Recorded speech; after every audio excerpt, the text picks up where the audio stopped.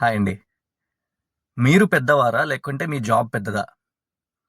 మీ job కంటే మీరు పెద్దవారు అని ఎప్పుడంటామంటే, మీ జాబ్ మీ నుంచి ఏదైతే ఎక్స్‌పెక్ట్ చేస్తుందో, దానికంటే మీరు చాలా ఎక్కువ చేస్తున్నట్లయితే, అప్పుడు మీరు మీ జాబ్ కంటే పెద్దవాళ్ళవుతారు. అంటే మీ జాబ్ మీరు నిర్వర్తించడానికి మీకు కావాల్సినటువంటి స్కిల్స్ కానివ్వండి, మీ యాటిట్యూడ్ కానివ్వండి, మీ నాలెడ్జ్, మీకున్న జ్ఞానం కానివ్వండి, ఇవన్నీ కూడా మీకు కావాల్సిన జాబ్ కంటే మీలో ఎక్కువుంటే, మీరు ఎక్కువ చేస్తుంటే, మీ జాబ్ కంటే మీరు పెద్దవారైనట్టు. ఎప్పుడైతే మీ జాబ్ కంటే మీరు పెద్దవారవుతారో మీకు ఆటోమేటిక్గా ప్రమోషన్ అనేది వస్తుంది. సో మీరు లైఫ్లో గ్రో అవ్వాలంటే మీ జాబ్ కంటే పెద్దవాళ్ళు అవ్వాలి. సో ప్రజెంట్ మీరు మీ లైఫ్ని ఎలా లీడ్ చేస్తున్నారు?